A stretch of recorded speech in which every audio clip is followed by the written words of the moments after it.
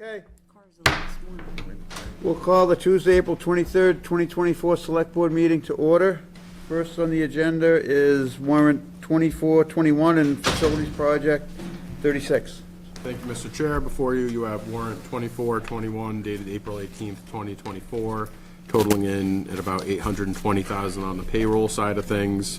I will note you'll see about $25,000 worth of overtime for the fire department. That's been upticking a little bit, and we're just, even though it's April, starting to look towards the end of the year. So we're trending in a way that suggests we may go over a little bit on that line, but we think within department there'll be enough to kind of cover it. So we're keeping an eye on that one. On bills payable, totaling in at about $1.1 million.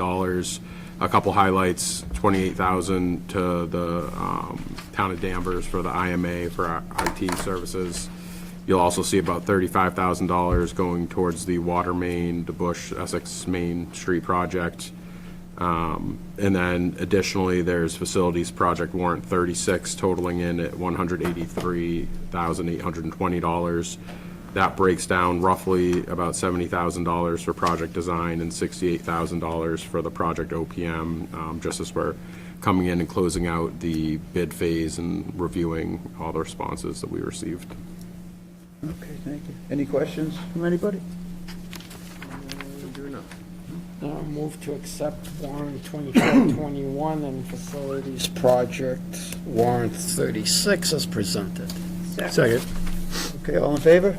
Aye. Okay, thank you. Next we have town administrator updates. Thank you. On April 18th, the Masco representatives held a brief presentation with many of the folks in this room actually to discuss their $5 million capital request.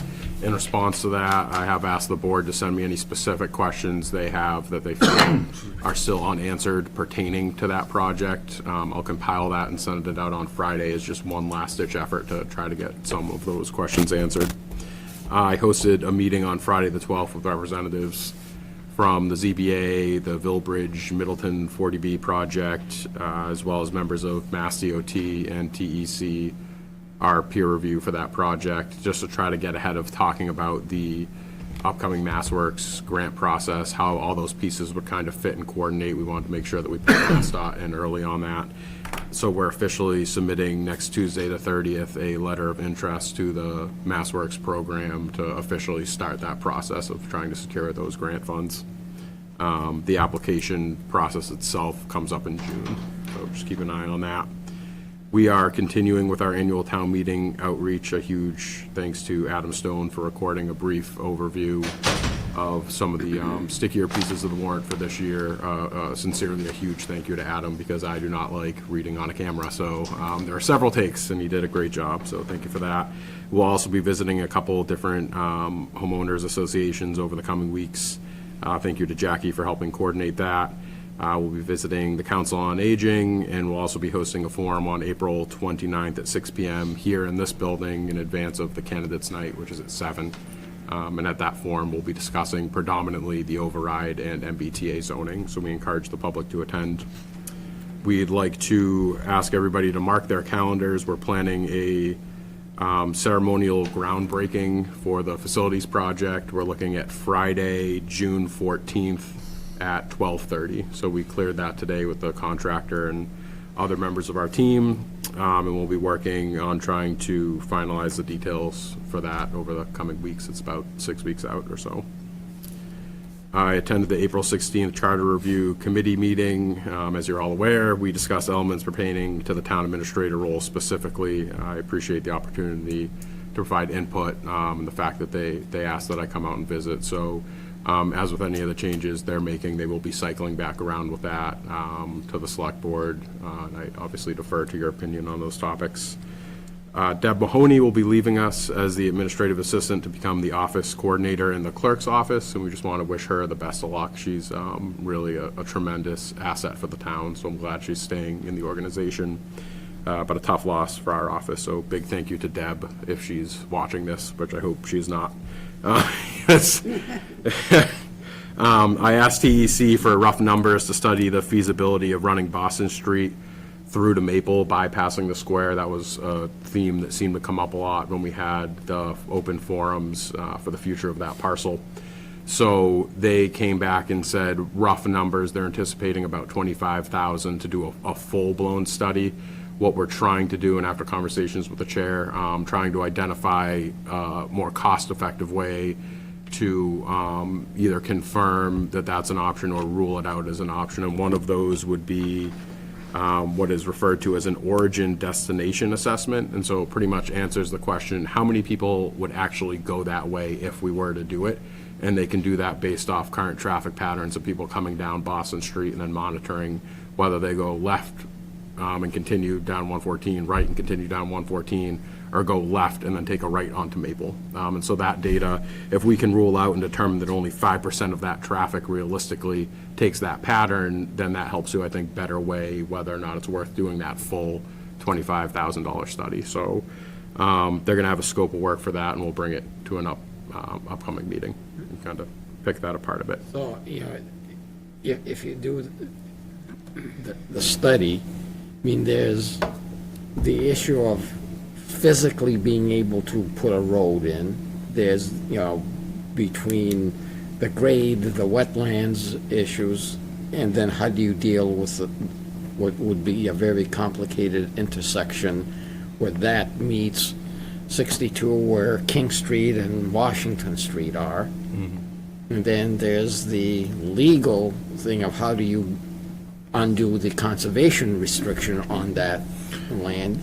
So the restriction on the land, the undo of that would have to be legislatively. I've spoken to the delegation, at least several members of the delegation. Not an uncommon occurrence. It would have to be coupled with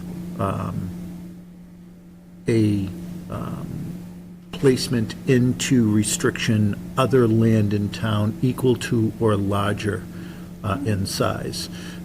As the Commonwealth's been kind of following their zero net loss or constant gain in protected land. So there's a history of legislative action that has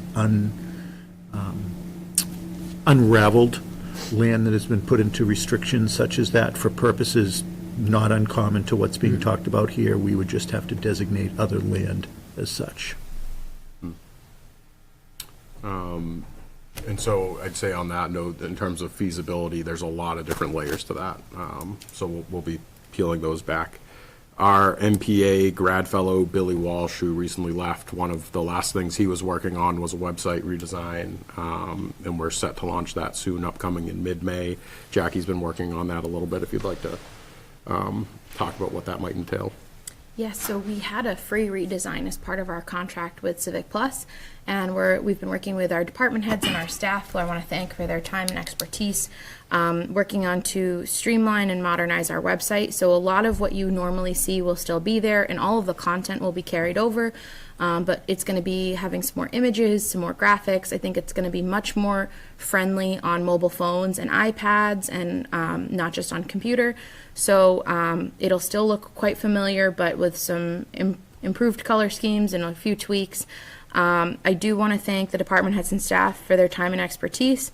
I also want to thank both retired Fire Chief Tommy Martinuck and Library Director Loretta Johnson have both provided photography, as has Rick from the Rails Trails Committee. So we're still looking for photography for anyone that is willing to share their scenic photos of Middleton on our website. And I also want to give a special thanks to our grad fellow, Billy Walsh, who left us last week. He's been with us since September 2023, and he's going to be finishing his fellowship on this website project remotely for us. And we're wishing him the best of luck because he started his full-time career in municipal government last week with the town of Natick in their town administrator's office as an administrative assistant. So congrats to Billy. And thanks for your hard work, but looking forward to seeing that website launch. It'll be on May 23rd, and everything that's currently on our website will carry right over for those that have things that they go to regularly. If you've signed up for alerts, things like that, those will remain the same. If you're looking for, nature scenes of Middleton, contact, Sandy Rubchinuk. Oh, The good, Midstream team does a photo contest every year.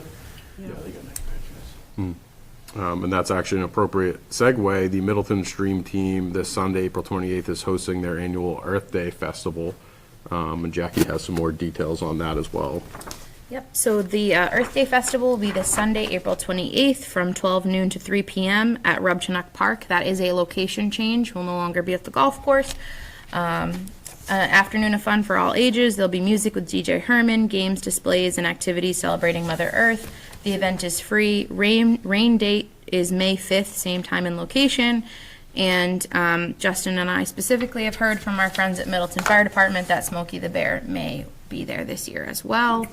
So, Joe, hope you can join us at noon on Sunday. And I will be there with our Council on Aging and our fire department doing some community outreach about town meeting coming up as well. So, this year, like last year, there will be an organization that is collecting clothes, textiles, shoes, and they make a donation to the stream team based on the volume of material that they collect. So it's a great way to clean out closets of unwanted textiles. Definitely. And that is everything for this week. Thank you. Any questions for Jackie or Justin from any board members? Nope. Okay, we'll move on. When do you think we'll get, I'm sorry, when do you think we'll get around to the charter review? So they had, months ago, they were targeting for this annual town meeting. They've since punted to go for next year's annual town meeting, so it'll be some time. Okay, so we have our conservation agent, Kristen Ken, here. And Any some public folks. comment? Oh, any public comment? I'm sorry, I missed that one, because nobody ever comments. Is this the I got here a little late. Is this the comment on what happened around Bayberry Estates? No, that's the next agenda item. I'm sorry, I didn't know. So you'll have an opportunity to I didn't comment comment, then. but you will have an opportunity to comment on that. Okay, we'll move on. So Kristen Kent, our conservation agent, is here. And so, for people watching, so the Kuchar Way subdivision off River Street is under construction, and some of the neighbors in Bayberry had some flooding issues that seemed to originate from the construction. So the town hired an independent engineer to take a look at this situation, Conseco Engineers. I think somebody is here tonight. Yep. From them, and we got a full report, and you're here to explain the report a little bit. Yeah. You can take a seat if you'd like, by the okay. way, if that's easier for you. And this is Kevin, do you want to join me? This is Kevin McHugh from Econoco. He was kind enough to join us this evening. So basically, they took a look at the documents that were submitted as part of the original subdivision approval for conservation. Econoco found a couple errors in the submissions, but it was their opinion. Do you want to give this, or should I? Summarize It's fine with me. And so, basically, there are a few things that they would have done differently, but they didn't think that they added up to problems that would impact the flooding that's occurring. I think overall, it kind of boils down to the fact that so many lots were under construction at the same time, combined with the significant rain events that we got over the last year, and that was kind of what caused the issues for people. Well, isn't it a little more than that, because it says it does not appear that temporary detention basins or other methods of controlling stormwater runoff are being utilized on the lots under construction. It is that failure, I think, that is the most significant. Yeah. No, thank you. And, yeah, I do agree. And as Krista was mentioning, well, to step back a little bit, we did go through the design. Initially, we first looked at, see if there was issues or concerns with the design. And overall, based on the information we were provided, it didn't seem that there was anything that we could point our fingers right at and say, that's the problem with the design. There are some concerns. We do have some questions about the design methods and construction that's used to control stormwater runoff coming off of roofs and driveways. I don't know if it's just weren't provided information, but there's a little bit of concern with that. But that, again, isn't something major that we think could be causing significant off-site flooding. Where the concerns are is during the construction and the means and methods that were used during construction to control stormwater.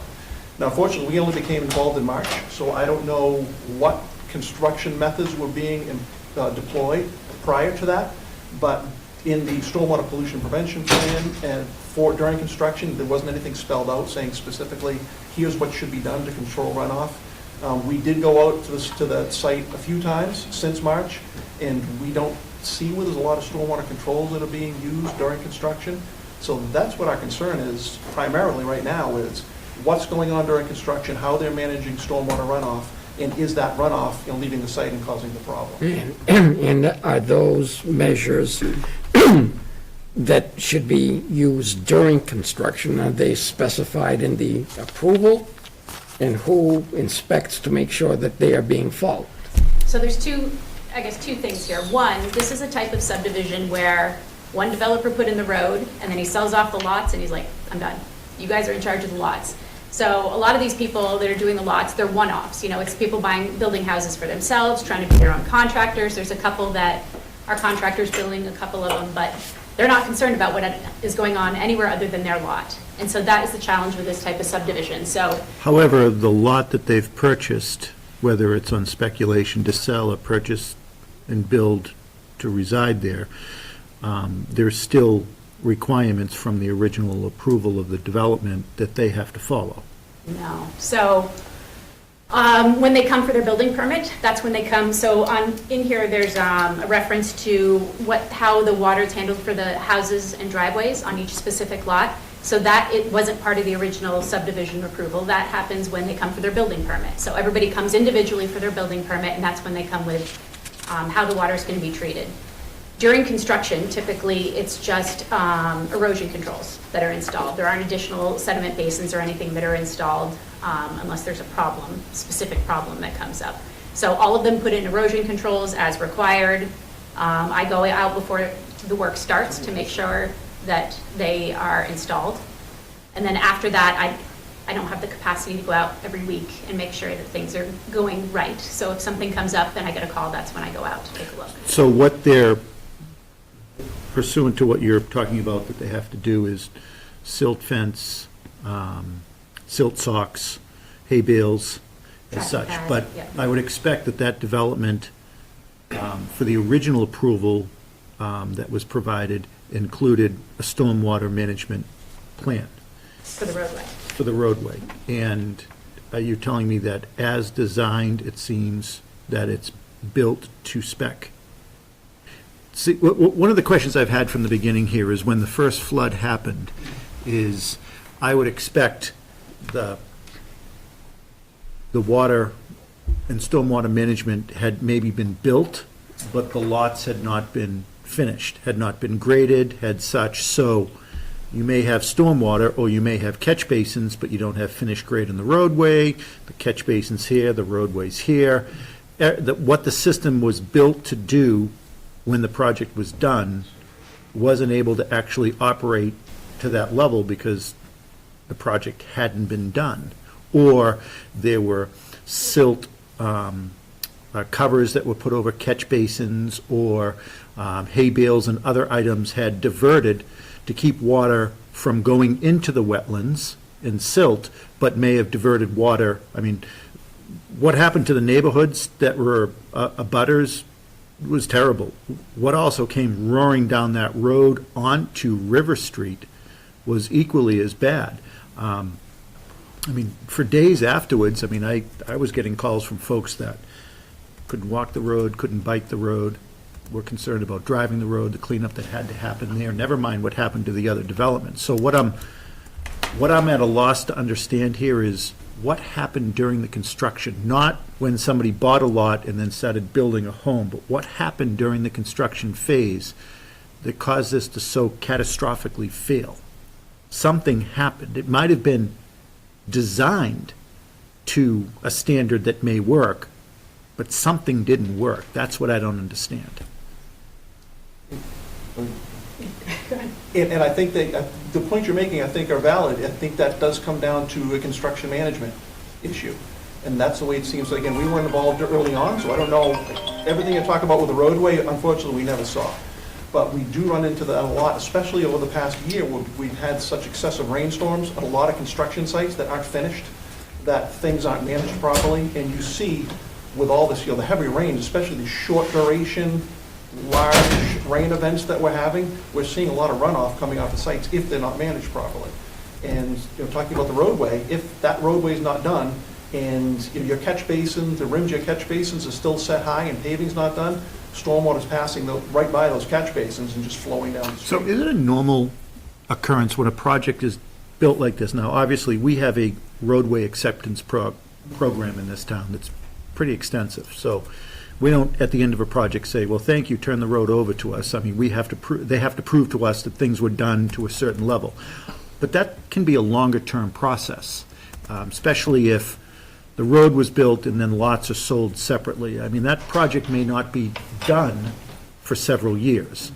Is it normal to have catch basins that are up for several years, or the process should be, they should be level with whatever the first binder of pavement is, and then when that roadway is finished, the catch basins are raised and paved to it, graded correctly? It should be. They are now. So they weren't then? They weren't then. So typically, when these systems get built, there is a silt sack that prevents silt from going in there. So Yeah. when we first started having problems, the stormwater system for the road was offline. And so we immediately said, pull it out, let's start using it, you're just going to have to clean it at the end. So usually they do that to protect it so that silt doesn't get into the system during construction, just to save themselves money so they don't have to clean at the end. When we started having these issues, we said, you're too bad. Pull out the silt socks, we're going to start using this because obviously we have a problem. And so that's what they did. So when they are done construction at whatever time that is, they're going to have to clean out the whole system because based on what we've seen, I'm sure it's full of silt at this point. But it is functioning now, and at first it wasn't, which is Well, typical as- for subdivisions. As our But, neighbors' backyards filled with silt, so. but again, this is the challenge of subdivisions where it's not one person running the entire subdivision. And So I appreciate that comment. However, for me,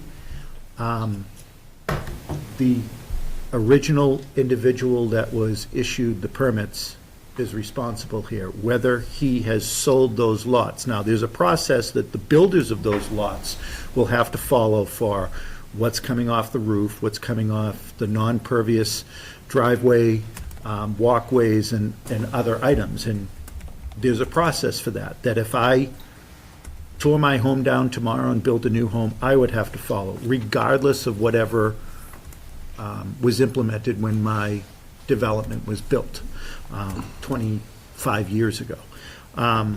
So I appreciate that there is building going on by different individuals, but I would argue, and I'm not an attorney, the individual that was issued that license for the roadway is liable. Now, that roadway has not been accepted, correct? So who's the owner of the roadway today? the original developer. Exactly.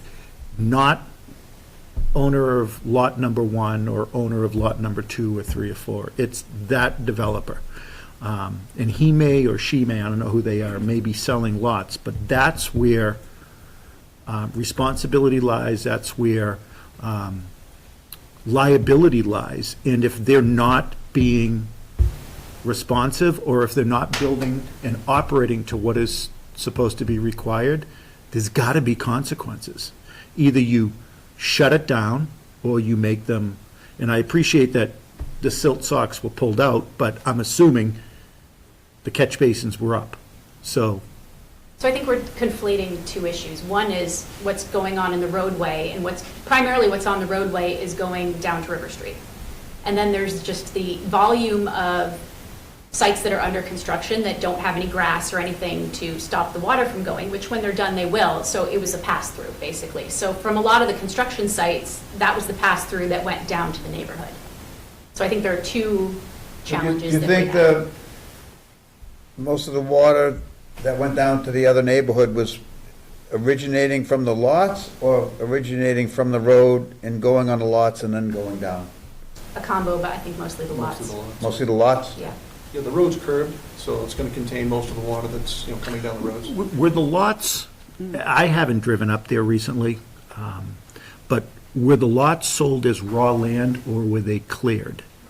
So literally, a roadway was brought in, nothing was touched on the existing lots. Minor to put in the stormwater basins. So there are a couple that were cleared a little bit to get in there to put the stormwater basins in.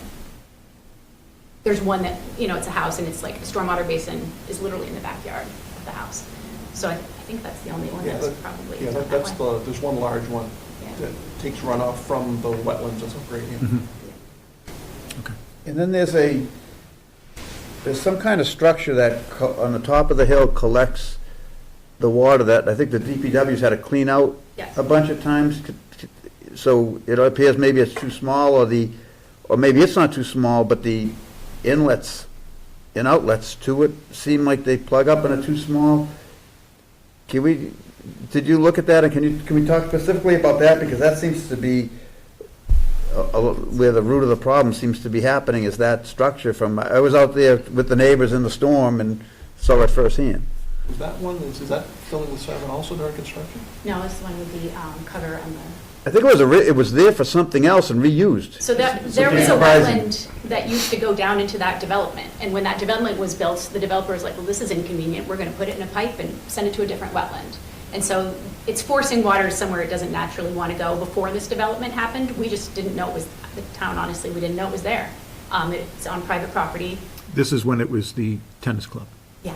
Okay. Yeah. And so we didn't know, the town honestly didn't know it was there. We hadn't been maintaining it.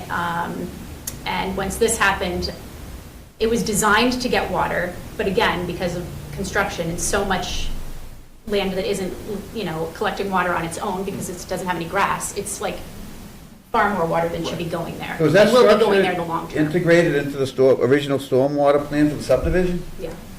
That's, like, if that had been a new one, do you think it would have been a different size or a different location or different size inlets? Do you think that might be part of the problem, that they tried to reuse that? Potentially, we could look at that further, but again, the design doesn't seem to be as much of a problem. Overall, the design seems to be okay, and in theory, it should work. It seems more the immediate issues are with the construction and the way it's construction sequenced and lack of stormwater management during construction. So what can a regulatory body do to prevent that in the future, these issues during construction? One of the things needs to be, when the pollution prevention plans are submitted, they need to have stormwater management built into those during the construction period. And I think it'll make it a little bit difficult because these are all sold off separately, but they should be built into stormwater management, stormwater pollution prevention plans for construction. That this is how we as contractors, they need to explain how they're going to control stormwater runoff. If you look at the property as the project as a whole, it's 11 acres, and they're essentially clearing 11 acres. So as Kristen mentioned, you've got 11 acres now of, in theory, of property that no longer has grass, no longer has trees, doesn't have anything slowing down your stormwater runoff, and so that's just leaving the site. And most of these houses are graded to head down towards that neighborhood, so that's where all your runoff's going. So until these get stabilized, you're going to have this problem unless measures are put in place during construction to stop that. I mean, at this point, there's 13 lots up there, and there's only 2 that are vegetated. And it's because nobody started on construction there yet. I mean, even the houses that have occupancy don't have grass. None of them do, because they finished so late into the winter, it was just too late. So there's 11 lots, there's no grass. So what if this summer looks like last summer? We all remember last summer, which it seemed to only rain on Friday, Saturday, Sundays, but if we have a similar summer, who knows? And then we go into the fall and end up with yet another wet fall, maybe the 2 lots that are occupied now may have a lawn put in by then, but we still have 11, 10 lots that are going to be some degree of construction. And given the cost of construction right now, I think some folks are either delaying or putting off some of the things that they would normally do in the process. So what's going to stop this from happening again? It's not like we have 13 lots, 12 of them are built, 13th's about ready to be built, sod's being laid next month, and, there's a huge lesson learned here. Beyond that is, we could be back here exactly a year from now talking about only 3 more lots complete and a fall of flooding. What can the town, under its regulatory authority, do both for those individual lot owners right now, but also for the owner of the development, as well, to ensure that while these lots are open and unvegetated, or at least unfinished, to stop this from happening again. And it's funny, we were talking about the same thing outside before we came in, because there is that possibility that we could run into the same summer and fall. So I'm honestly not sure how the town's regulatory system is set up, but something needs to be put in place for construction of the lots before we get to that point, to make sure that there's detention basins put in place during construction or other means to be able to control stormwater runoff. And I don't know, where you are in the permitting process and how that can be handled, but that's something that would need to be looked at. So where do we stand now? So we put a stop work order on some of the lots, correct? Has that been lifted, or is that still in place? Where are we with that? Do you know? It's been lifted? There was one in particular, well, there were two side by side that seemed to be the primary issue. And we had the engineer out there, and they made some changes. And we haven't had any major rain events since, but hopefully we won't have any issues. We have 6 houses that are ready for grass, are either occupied, 4 of them have occupancies, and there are two more that are ready for landscaping. I drove up there before I came here, and there's machines out there, so I think they're probably going to be starting their landscaping shortly, so hopefully that'll help. But, I mean, So, it's a challenge. So another question you talked about, and Jeff, you mentioned that the DPW has been cleaning out the Structure? the diverted structure that is part of the property now. It's So- not, it's actually on private property off of DeRozier. Whose property is it on? Not sure. But we've gone out there a couple times, and people are like, this is private property, and we're like, yeah, we're going to But do it anyway. this land has some type of culverts that are diverting to that, correct? Yes, so it has so there's a basin on the Kuchar Way, one of those properties. There's also the wetland that comes down, and it goes down to a head wall with a pipe that goes under DeRozier and into a wetland down there. So was this previously diverted, or was this diverted as part of this development's? Previously diverted. But the owner of the development not only bought the land, but bought the diverted structures. That structure with the head wall is on somebody's private property. But, It's on one of the lots. but, Not the head wall itself. It falls within one of the lots on the new property, on the new development. RGIS It's not on my property, and it's not on the DeRozier property. Okay. It is on, I think, Unit 5, or Units, or sorry, Not the detention basin, the old head wall. Dam, yeah. the dam. Yeah. so what Yeah. I'm trying to get at here is, I would expect, if that's the case, that the owner of this development, we do not own the road, hasn't been accepted. But we own that structure, Do we own the structure? yes, Even because it though got it's, put in for that other development, who put it in though? the developer of that other of DeRozier. But it's on that property. How do we own the structure? Our maps Do- don't do we have say an it's on- easement? Yes, yeah, we have stormwater easement That was specifically as part of that. provided as development. part of that diversion. Yes. But we had no idea when this was being designed that there was an actual easement there? No, How do you not know that we have an easement? our plans are not, we're not particularly organized with old plans. I mean, they're literally in drawers, we don't. But I would expect an easement is filed with the Registry of Deeds, correct? It's on the deed. It should be, but it's not unusual for old municipal records prior to digitization, that if it's just sitting in a drawer somewhere and there isn't somebody on your staff that has institutional knowledge of it, that you could just it could sit out there and you could Does own a it. deed search happen as part of a project like this? Well, there'd be a title search if they're selling a property, but it sounds like it's disputed whether or not it's on the property that was sold. Our subdivision plans from the other subdivision don't show it on the Northeast Estates property. But it's hard to tell, they're old plans, so it didn't appear that it was on that property. But regardless, we have a drainage easement. And it's not uncommon, unfortunately, for, a lot of permitting or plans that are developed, they're supposed to go through to the registry of deeds and get recorded, and unfortunately, a lot of times they don't. I would think if, How can you build a subdivision if you're not recording the plan? I don't think that happens. ZBA plans do get recorded, if it's a subdivision. Conservation, they don't get, the plans themselves don't get recorded. But going back in the registry, I mean, there'll be plans that didn't have an address at that time, so that property didn't have an address. It was just, Lot Boston A Street or or whatever yeah. it was. And so to search and find that, it's not like, oh, I just type in the address and it comes up. It's not easy. A lot of these don't have addresses originally. It's, East Street.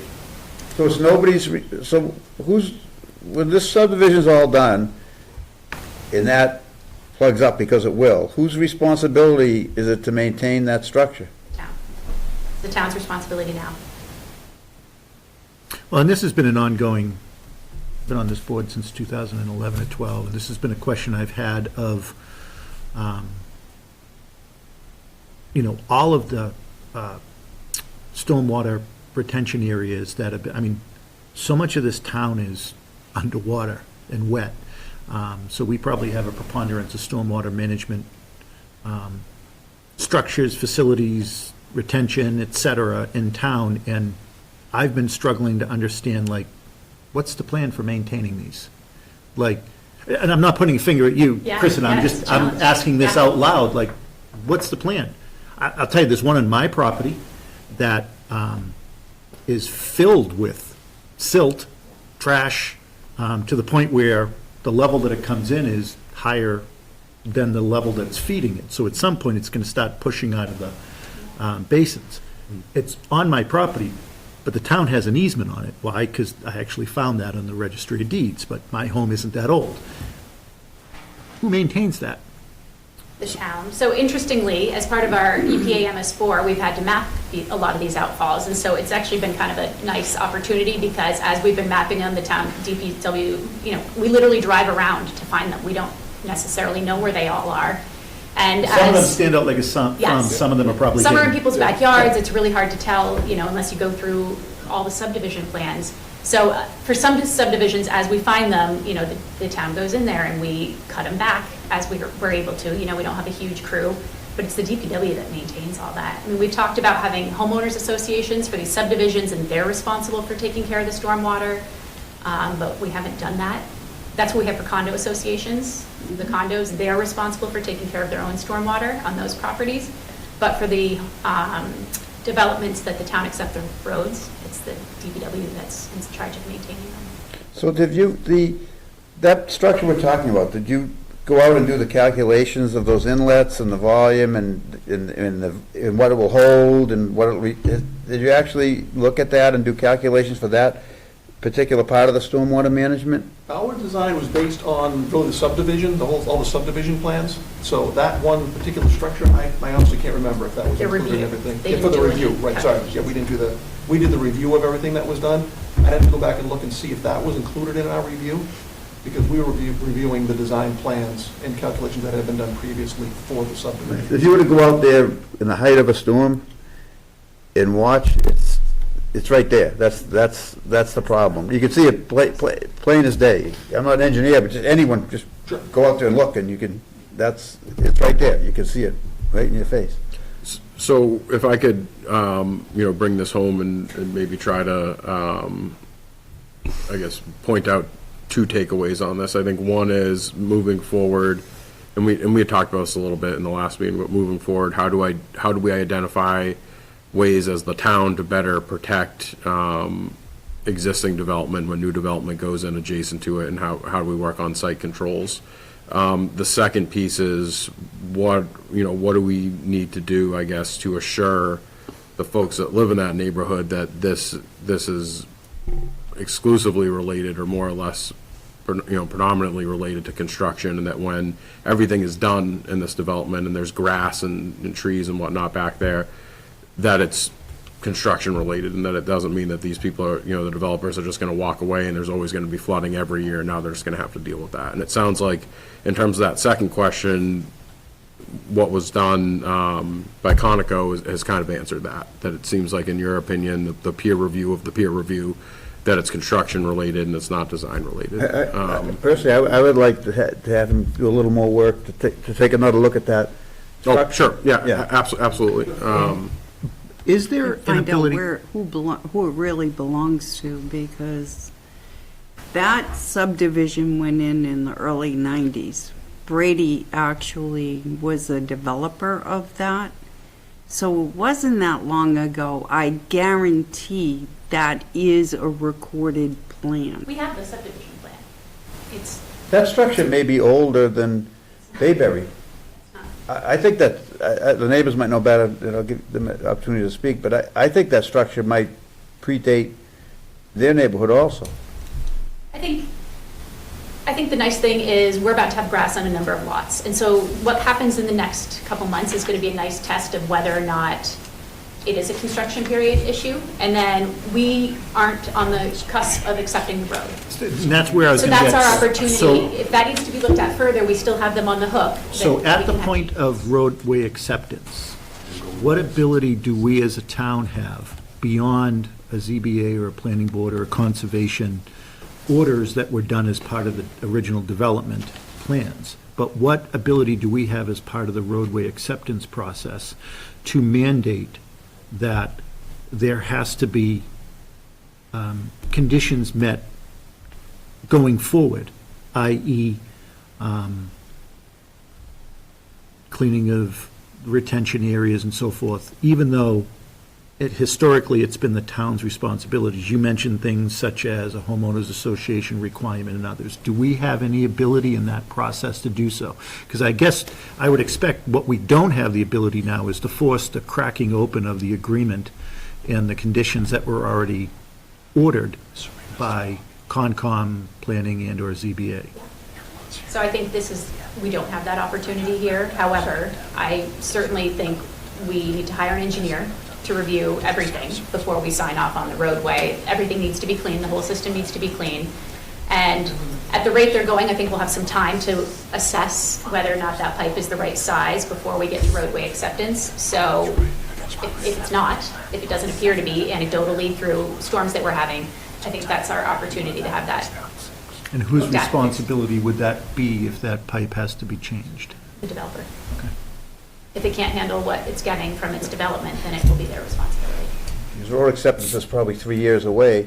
Yeah, and we- it's nowhere Yeah. close. And they're getting flooded. All the lots in that subdivision come for an order of conditions already for stormwater, or there's still some that have not? They don't all need an order of conditions, Okay. but they will all come for stormwater through the building permit process. So have they all already, or? No. No? I was just There's 4 left, Well, three or 4 left for construction. okay, I said I would let some of the neighbors speak. Everyone in this room is here looking for solutions. We all know the horrible things that's happened to you. If you have, specific comments or questions for the engineer or us, but, everybody is here for the same goal. So if anybody would like to, Yeah, I would. yeah, Mike, up to the mic. yeah. We need your Okay. name and My address. name is Mike Kessel, 27 Cabral Drive. And, you're talking about what you're going to do in the future and this and that. I'm not as bright as my neighbor Edwin is, but I know what happened to my house, which was worse than anybody else. By the way, you're on the Conservation Commission? Do you know who built this subdivision up here? Up on the hill? Yeah. Yeah. Do you work for him? I know. Who hired your company, sir? I'm working for the town. Okay. Yeah. Okay, because it seems to me you're echoing, you never mentioned what happened to us, or what the remuneration's gonna be for us. I went to the owner, I think his name is Larry, everybody told me what a wonderful man he is. So I went in, and I asked him very nicely, I said, listen, my house has been ravaged by this. The foundation was in like water, like this high, for like 24 hours. I don't know if if my house wasn't meant to be built on a lake, I had water in my basement up to about here, all through my basement. My garage doors were ruined. The pressure from this water pushed my garage doors up so that they were gone. There's so much things in the garage that were done. So I went up to him. My mulch is all gone. It's awful, my house. I have insects in my house that have never been there before. How would you feel like it? A major investment, I want to leave this home to my kids, and right now it's a piece of shit. Excuse me, Pardon my I understand your language. I'm sorry. frustration. I'm sorry. Chris- Okay. Kristen's I trying to help, the apologize. engineer's I trying to help. I won't do that again. Thank you. Okay, but I'm hearing you mention that you don't mention anything about what happened to these people or the remuneration, or who's responsible for this? Isn't this guy Larry responsible? He won't admit to it. He told me, well, did you have water in your basement before? And I said, no, I didn't have 500 trees knocked down either, you know? And did you have any when the tennis court was there? No, I did not. But that doesn't matter. So I asked him very nicely, not as crazy as I am now, and I apologize to everybody, and I'm sorry. But I asked him nicely, could I please have the name of your insurance company? I don't want to get a lawyer. I'm not wealthy. I'm not doing that bad, but that's not the point. The point is, I can't give it to you. I'm not giving it to you. I said, would you like to come over to my house? It's 5 minutes away from this place. No. And then, he was like angry at me for having the audacity to come there and see him. So then I went to the Public Works Department. They were nice, but they wouldn't tell me. I know there's something up there that just didn't work, And it seems to me you're saying now, it should have been, we have to test it, and it should have been done before this happened to my property. I know life isn't fair, and I thank you for asking all those questions, you too, sir. But I'm just so frustrated, I don't know what to do over this. I'm gonna have to, I just had a new septic system put in, I have to pay for, a new fence, which had nothing to do with this. But my point is, I don't wanna put out another 50 or 100 grand to fix my front yard, to fix my basement, to fix everything I lost in my basement, and all I do is here tonight, that, well, we're gonna do this, we're gonna do that. No offense to either one of you, but it just sounded to me like you were both kind of indirectly representing this guy Larry, whoever he is. And I'm sure he's a nice guy. They tell me what a wonderful man he is. Wasn't that nice to me? But I vented. I thank you all. I'm very sorry if I angered anybody. Wasn't my intent. Believe me, my intent is to pick up this microphone and throw it through that window. But, I just want you to know, this is serious stuff to the people that live on Cabral Drive. And I guess my property is the lowest when it comes down from that hill. You're on And the inside? It came down and it curves into my, my driveway is gone. There's mud still in the front of my yard. But I'm concerned about insects. I just bought a dog. I don't know how many ticks he's going to get. The whole house, I don't know where these bugs are coming from. What's it called, a swale or something that comes down, some kind of soil that comes down from the Silt? The from the hill. silt? That's it. Silt. Thank you. And it's, my wife's concerned, and I guess I'm the spokesperson, and I'm getting some mean looks, so I'll stop. But No, but certainly what's been done to this point, if it didn't, Tomorrow I'm gonna call an attorney. what's been done to this I point have is no documented that mistakes were made. Yeah, So I know. that, Is there this is there a copy of this Yeah. meeting? So that Of the everybody- report, we can I get you a copy. Yeah. Oh, it's on Thank the you. webs, the meeting's on the website. News on The recording. website. You can watch it, it'll go I should have on the probably site. called some of you guys too, but I didn't. I called you. You never called. returned my call. Paul and I went out there and looked. Yeah, but The you didn't tell me DPW you were. director. I'm sorry? The DPW director went out there, I went out there. Yeah, okay, but I didn't know. I wanted. We talked on the 'cause- phone. We did? You must have me confused with someone else, I think. Okay, whatever, but what did break up top?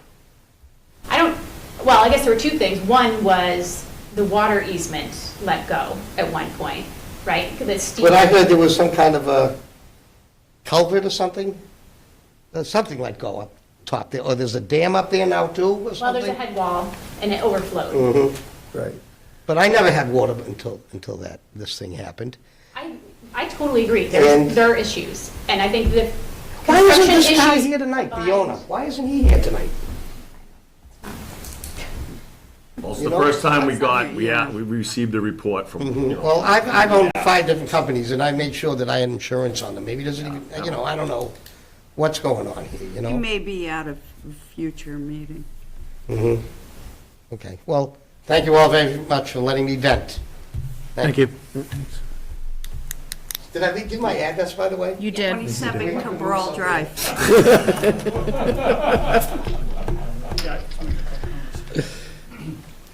Hi, Edwin Cower, 26 Cabral.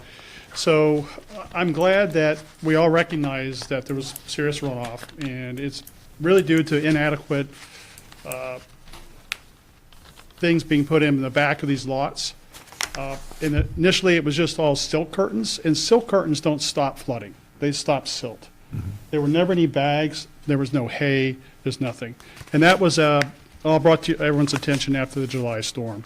Of course, then we had the December storm. We had very similar results, not quite as bad, because DPW did go and do a lot of remediation on the easement and created a lot of hay and stuff up there, fixed that, and opened up the drains. So there are two issues I want to bring back, and one is, I don't believe that head wall was built to handle the water is expected for large rainfall. The chair was with me, we witnessed it, it was flooding on the December one and overflowing, and that wasn't even as bad as the July one, because it was clogged.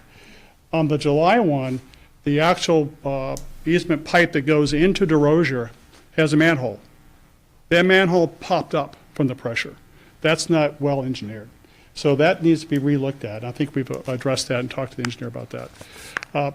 But I also would like to find a way the town to put some pressure on all the builders and the developer to make sure we aren't guinea pigs for the next rainfall, because that's why I'm feeling we're still being guinea pigs for this, right? I'm fortunate, I've had no damage, but my neighbors have. So, thank you. Thank you. Name's Anthony Wood. I'm at 38 Cabral Drive, so my property was the conduit for a lot of the water that ended up hitting the other neighborhoods. It came from the lots behind us. There were two problems that were as identified, so complete lack of any sort of control of the property. When they cleared the land, my property is directly downhill. And in fact, ironically, the silt fences exacerbate the problem because they funneled the water down to a low point, it then overflowed, and the only place for that water to go was my property. So I'm in the hole for $5,000 to $7,000 now in landscape repair that I've already put out. I did ask the builder behind me to put in sandbags to redirect that water, and it has been more than just the July event. It happened to us in June, it happened to us in July, it happened to us in October, and it happened to us in December. And it still overflows. Now I have sandbags, which are a temporary measure, redirecting that water so that it doesn't come across my property, and it's directing over towards this concrete structure, the catchment, whatever we call that thing. But that's the secondary concern, is that structure. It's a 12-inch pipe, and so it's receiving water from two sources, the backyard of Lot 5, which has a catchment pond which overflows. That's a river every heavy rainfall, flowing directly into this concrete structure. And then there's the wetlands, which is catching all the other water. And now with my sandbags, a third source of water coming into this, a 12-inch pipe, all it takes is a dozen leaves and it's blocked. And so it's overflowed at least 3 times, that catchment basement. And the only place for that water, once it overflows, is my property. So I'm getting it from 2 angles. And it has been reduced in severity, but only because we have actually put the sandbags in, which again are a temporary measure that we've put on our property. So I really want a solution to this size of this outflow pipe, because we can't, once September hits, leaves fall on this every single day. And it's this far above the ground, so it takes a few minutes for the leaves to block up, and then the pipe is blocked. And so that's certainly not sustainable for the DPW to be coming every week to clean the leaves to stop this water flow. So thank you for your attention. I'm glad to hear that there's a lot of support for this. Thank you. I think just one of the other challenges that we've had with the rainfall this past season is stormwater is designed for a certain amount of water over a 24-hour period. And we were just getting it in such short bursts that it exacerbated the problem. This is not an excuse. It's just been such an unusual rainfall year that we had problems all over town. It's that, we're getting, 3 inches of rain in an hour and a half. Right. And that's not how stormwater is designed. So that's why those fill up so quickly. And it's not an excuse, it's just a statement I want to of speak to how that, if I those may. are designed. Yeah. So I've been at 26 Cabral Drive since 1998. We've had several hurricanes. We've had at least 6 to 10 rainfalls of over 6 inches in a weekend. So this happens a lot. This doesn't happen, just on 1 December last year. It happens a lot. So I think we have to be prepared for this weather pattern we have now. We can't just basically say this is unusual. It's not. It's a lot of rain this fall. In fact, behind the properties, and the Crafts are here, they live down the street from Tony, there's still water trickling down through their backyard. And that rainfall was several days ago. So it's not just about the rain that happens on that moment, but our lots are soggy for a long, long time. Our sidewalks now are still muddy, and they need to be cleaned too when they get a chance. Thank you. What's your address? 42. 42. Yeah, and I would just like to confirm that, our backyard is wet. We have a big lake out in the front yard from runoff, and it hasn't rained now in a couple days. My name is Ralph Kraft, by the way, number 42 Cabral Drive, okay? So I'm just confirming what Edwin said, that we have, a small lake in our front yard now. So I think what needs to be done here is, I think we need to have some engineering done on the structure, the 12, 14, 10-inch pipe that is through an easement that we don't know when occurred, and maybe didn't show up in designs, but I think we need to have this engineered to determine not just what you looked at to confirm that as designed falls into the parameters of what is normative. I think we also need to have some engineering studies of that structure, because I'm concerned, as I said earlier, between now and when this project is done, but equally concerned afterwards. The lawns and the landscaping may solve 90% of this, but there's still, the topography has changed there, the roadway has changed there. It went from a tennis court that probably had a big flat roof and then a paved area that diverted it all to a certain way that is now diverting differently. So I think we need to have some engineering done up there of that structure sooner than later, and look at what it means under the current conditions and what it would mean under the completed conditions. So I would say, as a takeaway, if we could potentially get some type of proposal, if you want to maybe take a look at the structure, figure out some type of scope, and through Kristen, pass it on, and we can try to shake out some funding somewhere in the budget to cover that expense. We'll cover it. Can I just add something to that? Why would we have to take out the funding? Why wouldn't the engineer or developer be paying for that? Well, I think this is, and I think it's looking at to see if it's sufficient. And if it's not sufficient, what would need to be done to make it sufficient? And then I think that's going to be a different discussion that's going to happen with the owner of the property, the developer, and determination. I mean, we can't sit here and say, that structure's not right, and it's not going to fulfill what needs to be done there until somebody with a stamp is able to say yes or no. And Okay. once we get somebody with a stamp to say yes or no, and if the answer is no, it's a much different discussion. And I will state that may have to be a discussion that some of this is going to have to be ours to fix, and some of this is probably going to be the owner of that property that owns that development. Forget the lots, the development will have to be responsible for as well. And just to add to that, a little bit of it's an order of operations issue, and I think typically if it was something that was put into the conditions in advance of the project being permitted, we could have, it would have been an easier path for us to hold them accountable then and make them pay for it, but now that it's been permitted and it's kind of an after-the-fact fix. And we have to determine there's a problem and what the problem is, and then the next conversation will be with the developer after that. But we still carry a heavy cudgel here. And we're not expecting you to be there full-time, Kristen, but at some point, we should be regular visitors there. And if that needs to be consultants, DPW, Concom, and others, and if we see anything that is out of the norm, we do have a cudgel of, you do what we did before. You pull all ability for construction to occur. And I will tell you, the owners of those lots will respond accordingly to the owner of the developer, to the development. And ultimately, that's the cudgel that we have here, and we have to be willing to slam that if need be. Couple of questions.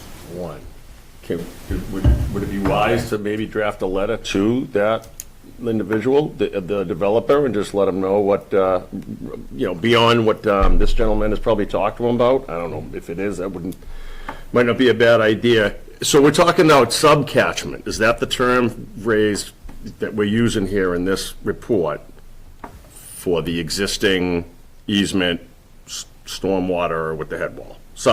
That's a subcatchment Yes. for the derosion, okay.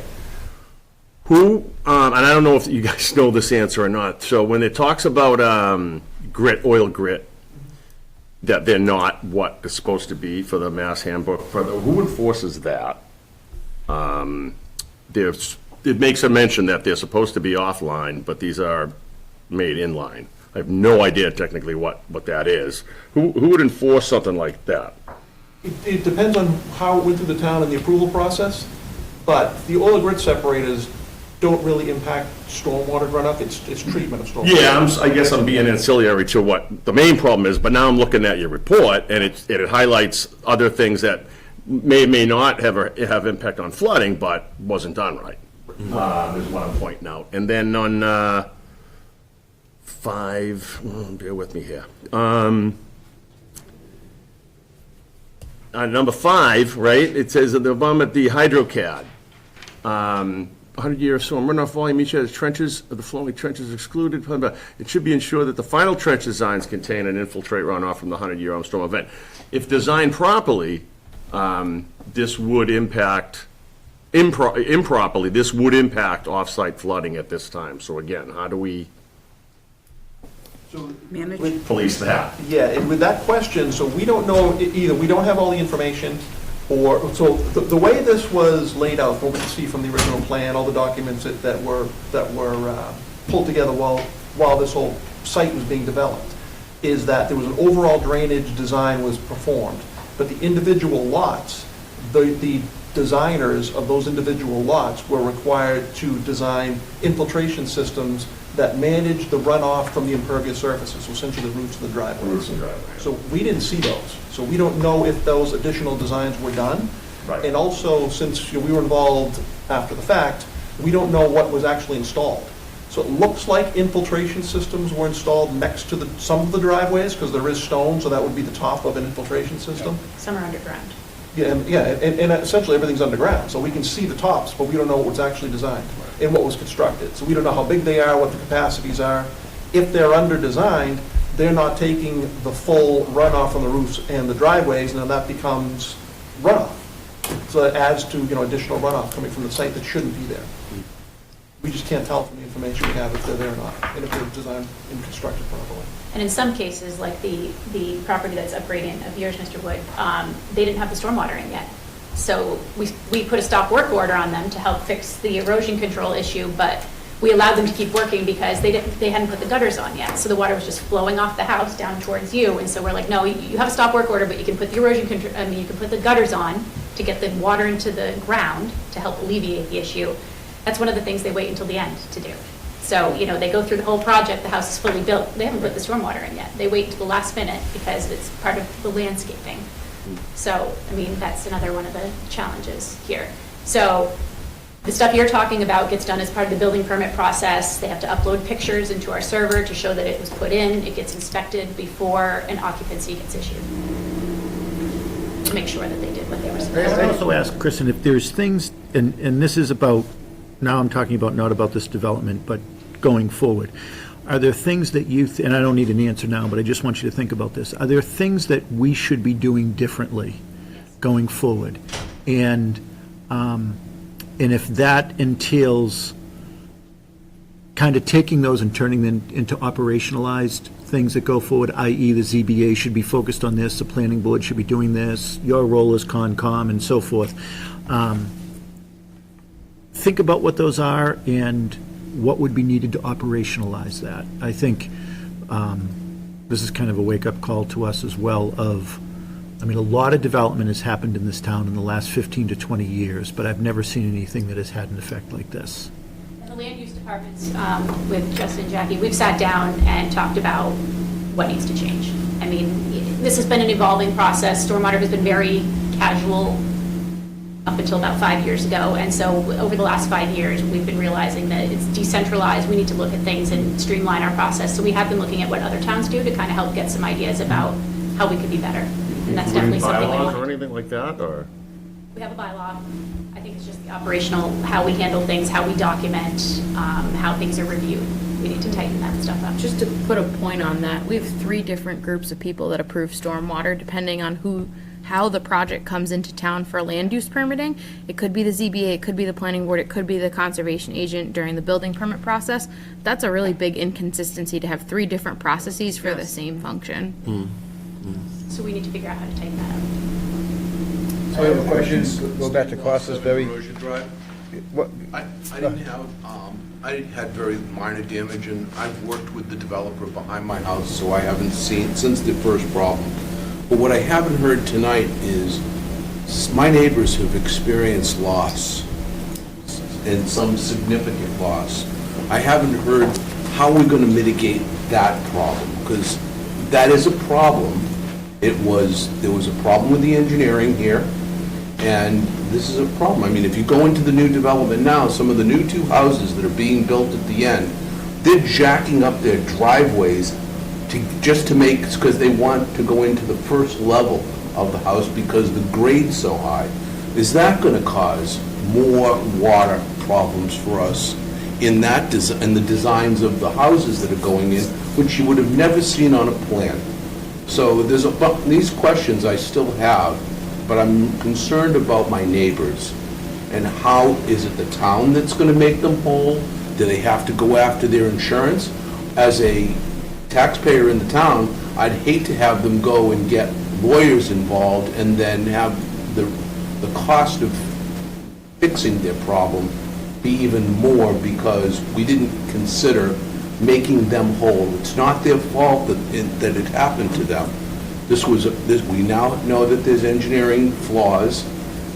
So what are we going to do to help my neighbors? I would say, and I hear you, I'm not ignoring that fact or overlooking it at all, but where we're at now in the game is the first report, itemize the things that we know, right? Right. Then install our own corrections that we can make sure that this doesn't happen somewhere else. And do all of those things and get everything in line all the way down to the owner and everything. Then when it comes time for some sort of, action like you're talking, you've got all the pieces. At this point, you've got all the damage, but we're only this far now into, documenting, you know what I'm saying? Yeah, I know, but I just don't want that point to be missed in this Not at all. meeting at all. Because It's not- we it's not. need to make our neighbors whole. It's not missed, I mean, I think we're trying to do some due diligence to figure out, I mean, if there's fingers to be pointed, where are they pointed? Are they pointed at the sky? Are they pointed at the developer? Are they pointed at process? I'm starting to get a picture, but I'm not fully there yet. That's why I want the second round of engineering to be done. And as I stated earlier, and then when we identify areas that need to fix the problem, not that, and I don't want to be lost in the fact, I'm not reading this saying, wow, the engineering is wrong. I didn't see that in this report that you've done.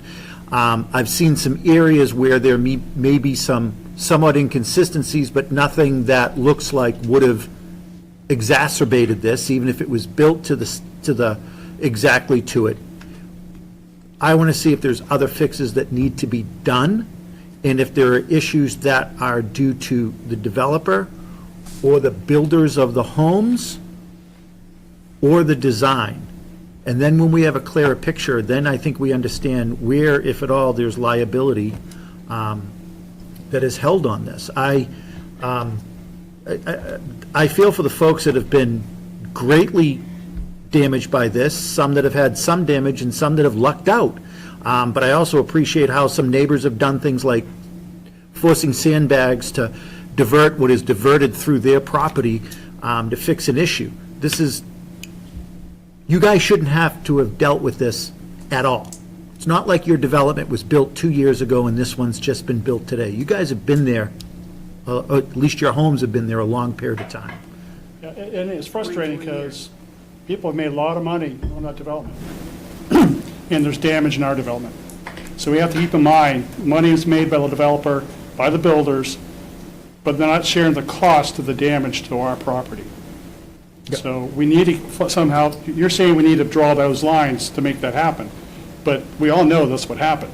So, And I was on There was- I was on the original call with Ralph and all the developers when we had that whole thing, and we brought up everybody in the neighborhood, before that development went in, before it was approved, we were on the call as abutting neighbors, saying, we want to make sure that this, what we were going to experience, was not going to happen. And in the plan, it said none of the water was going to be, we were told, none of the, it was all going to stay there, until it didn't. yeah, the August 2021 Planning Board meeting says all the water in this neighborhood would be taken care of internally. It's not, it's coming into our neighborhood, either through a purpose like a pipe or through runoff. So something in the plan changed, or something in the planning board, don't know what happened, maybe it was cheaper to do what they did. Again, profit cost, so. I think we have our marching orders here. Yeah, I just have one question, and it goes to the first point that Costa brought up, where it says it does not appear that temporary detention basins or other methods of controlling stormwater runoff are being utilized. So tomorrow, when they show up to work in that subdivision, are those measures in place today, or are they not? From last time I was out there, they're not. So And how that's do we? whose responsibility? The developer or the individual lot? It should be the individual lot developer. The individual, So the person that took out the building permit, that's. No, not the road. This is for the. When you say that, you're referring to the road or the lots in that So sense? that's referring to the lots. The lots. Yeah. So the lots have like an order of conditions of what they're supposed to do, or? Some do, some don't. Okay. So how do we rectify the second paragraph of your report says that it doesn't appear that the temporary measures that are supposed to be in place are in place. So what do we do right now to make sure that those are in place? I think that's the number one question, and I think the first point Costa brought up. That becomes, it's a regulatory question. What can the town do? Permits have already been issued, and what's in the building permits and what's been released to give you control over what's going on. so for these lots that you were talking about, several lots, were any of these lots that during the site visit does not appear that temporary detention basins or other methods of controlling are being utilized? Does that mean that they were required to be utilized and they weren't being utilized, or they were not required to be utilized? So there's semantics here, I'm trying to. Yeah. Right.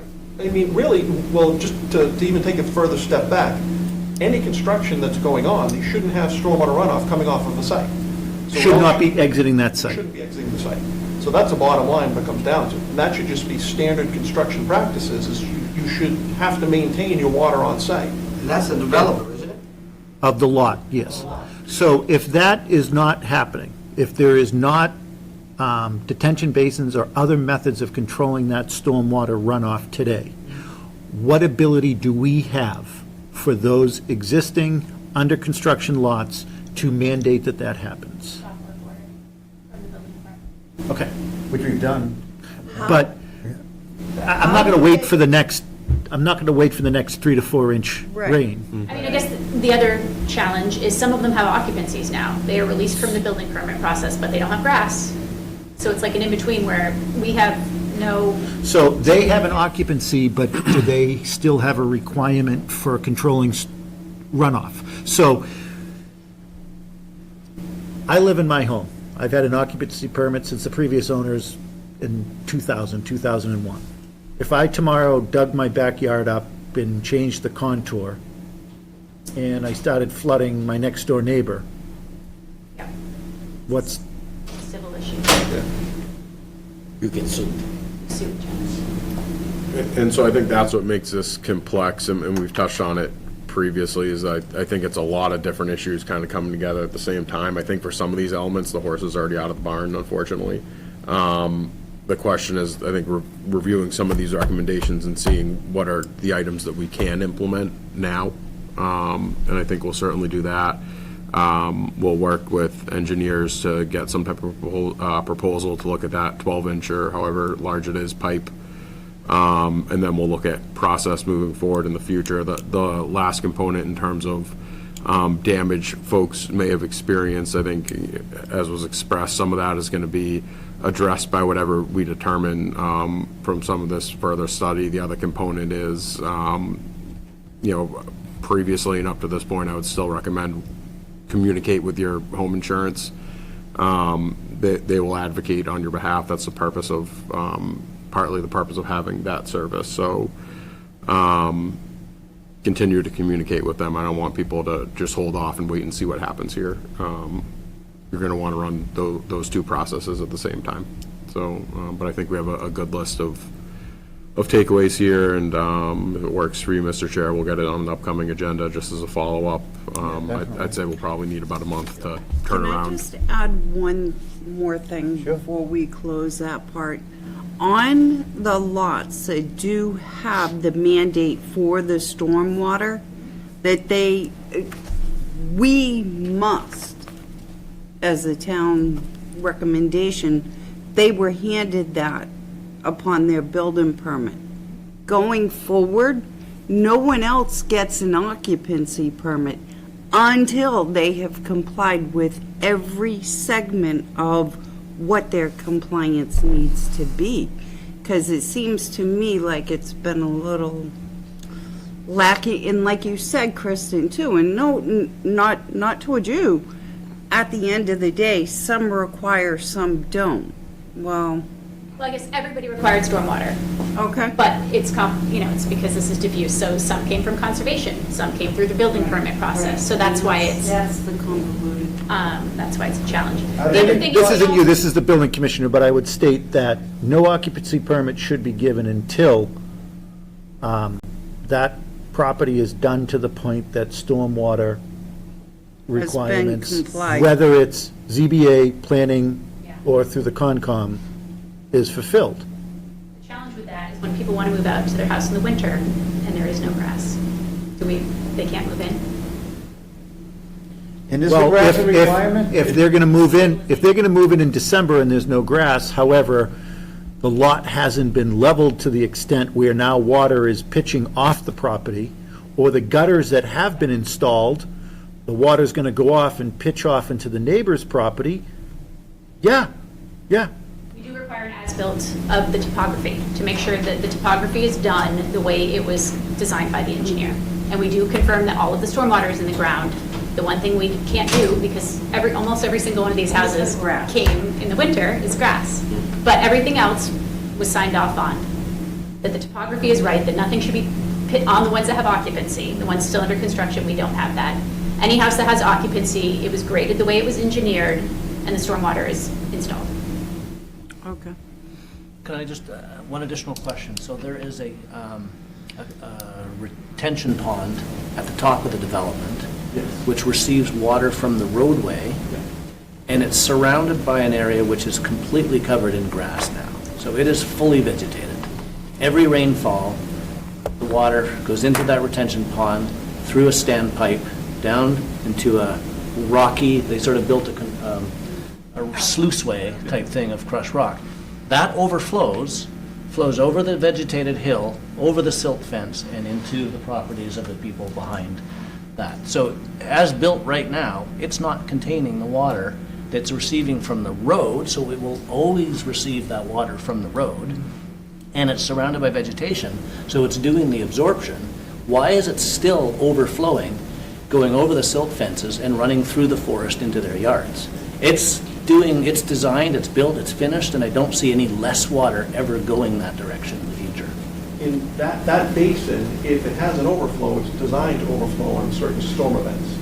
So that's something I can take a look at and see, is it not working properly to the design storm that it's made for? Based on on paper, based on the design calculations, that should be doing what it's supposed to. And if it reaches if you have a certain storm event, you have a certain amount of rainfall, then it's designed to overflow and flow that stone. But it is full of silt. It does need to be cleaned out. That is stopping some of the absorption, for sure. Right, so, but the way it's currently working is just a rainfall event, not a storm, just a day of steady rain, it is overflowing, that whole sluiceway at the back is overflowing, and it's going down over, the silt fence is flattened back there, and it's going down. There's actually a new river being carved through the forest that never existed before. See, and that's something, and we can take a look at that, but that's, as Kristen mentioned, if there is silt in there and it's supposed to infiltrate, then that's, so I was going to keep it so it's not infiltrating, and that's another construction management So issue we'll have to clear that that needs up to be now. maintained. I'll talk to him tomorrow about that. So is that retention pond big enough? Right. Yep. I mean, it's got a standpipe, but then the whole, It has been asked, yeah. So just one point of clarification on your engineering review. You were given a series of paper documents to review the engineering design. Right. You did not actually walk the property and see the structures and physically inspect them as part of your review. I just want to understand that. No, we did. You did? Yeah. Okay, so, but some of the things you said you didn't understand, that structure, the wall you haven't seen, No, I've seen the one down You've- below. No, we've seen it. you've seen it all? Oh. And you physically saw it? I physically saw it. Okay, good. I just want to make, it sounded like you did a paper review and, Also, Yeah, we reviewed the design plans, and we were out there a number of times. and nothing was surveyed to make sure it was built exactly, like the basin, we don't know that it's 100% the size it's supposed to be. But visually, it's there and it Right. seems, What our purpose was initially for this, was to make sure, to confirm that design-wise is right, and that something was missed in the design, and so we did find some things that weren't significant, but some issues with the design that we had, that we spelled out in the report. But this intention of our project was to make sure, from a design standpoint, it worked, so that it wasn't a design issue. But we did also go out and take a look at the property itself, just, from what we can see construction-wise. If these basins are here, if they look like they're proper, but as Kristen mentioned, as-built haven't been done. So we can visually look at it and say, this basin looks like it's the right size basin design, but it hasn't been surveyed out. We don't know exactly if it meets the requirements. but they will be before the road is accepted. We will be sure that everything was built exactly the way it was supposed to be before the road's accepted. One last question that's probably not appropriate, it's probably a Board of Health question, but is there any regulation for how long water is expected to sit in these containment ponds? Because we've had reports of West Nile virus now in West Middleton, and the one right beside our property has water in it for weeks at a time. It's basically a pond now, It's typically 72 hours. so it's And that's something definitely, because of the silt. So I'm going to call them tomorrow. and- that's lot 5, yeah. The one in their backyard. Because it's got, almost continuously has water. Yep, I'm So gonna call I them think we tomorrow. need to have a order of a regular plan by the developer of silt remediation during construction. And that includes not just construction of the road, construction on the lots that are being built. Until that development is accepted and the roadway is accepted, there needs to be an order of conditions of regular silt remediation. And if not, shut it down. It's pretty simple. And the owners of the lot will speak very clearly to the owner of the development that sold them the lot to make sure he or she, I'm not sure who it is doing whatever is required. Mr. Chair, in the interest of time. Yeah. Yeah. Okay, thank you all for Thank you. coming. thank you. Thank you. Thanks, Kristen. Thank you for your time.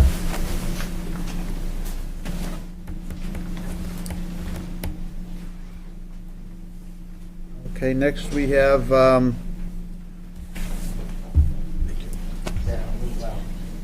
house station market, an alteration of the premises, and that's a public hearing, I believe?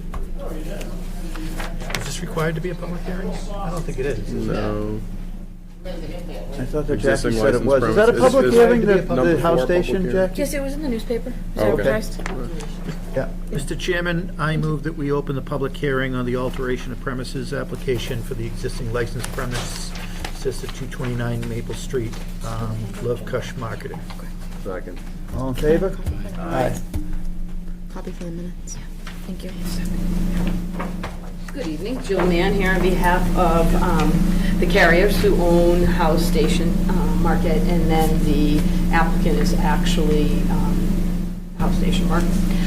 So it's good news. We got approval from the zoning board of appeals to actually expand the building, which included a 5,000, good lord, couldn't be, the building's not that big. 512 square foot addition to that building. And what it basically does is even out the building. Right now it's got a jog. I'm going to show you some plans for it. So essentially, like I said, in March, we got approval from the zoning board. We got approval from the zoning board to expand by that 512 square feet. The result of that was to actually, I know I'm having a hard time. I'm not good at the administrative handing out. So, Justin, I have copies. I'm going to come back to you, okay? We were able to expand the second floor, not just by 512 square feet, but by a little bit more, because the second floor right now is only half a story. So when we expanded it by the full story, plus we added the 512 square feet, which provided, I have one more copy of this in my file. 1 second, I just have to grab it. I do have it right there. No, Ms. Bresson. Thank you. So we were able to expand the second floor. And what was great about that expansion is we were able to actually then provide extra room for storage on the second floor, as well as provide an office space on the second floor. So we moved the office from the first floor to the second floor. I just wanted to give you the visual of what it's going to look like, because it's an important intersection for the town of Middleton. It's right on Gregory and East Street. There's a tremendous amount of traffic, especially for residents in the town itself. So the project, because we are expanding the retail space by a very small amount, it's 512 square feet, but that's where we're relocating, the stairs to the second floor, we're relocating the bathroom, so a lot of stuff is kind of being reshuffled. And on the first floor, they're making the cooler space much larger. It's going like 600 and something square feet on the first floor just for cooler space. So really, the amount of retail that's been increased wasn't substantial. The big improvement was that they were going to have a lot of storage on the second floor and move their office on the second floor. So as you know, because of that, I have an alteration of premises requirement by the ABCC. So wherever I'm going to store alcohol and wherever I'm going to sell alcohol, it has to have been part of the licensed premises. So that's what the application is before you. Again, we're adding to the second floor. It's storage, it's the office, and then the first floor is basically a little bit of retail and a lot of storage space. Yep. What's the impact on the available parking with the expansion? Absolutely. So what we had done was we actually redid the parking in the rear. That was a big part of the zoning board's requirement, if you will. So what originally it had been was we were seeking to try and expand the residential use somewhat, but the board said, look, you really can't expand residential use, the parking is limited. So we ended up getting a waiver from them because originally, or not originally, but currently, the way the bylaw works is if you have a residential unit, whether it's 1 bedroom, 2 bedroom, 3 bedrooms, or 4 bedrooms, you need 2 parking spaces.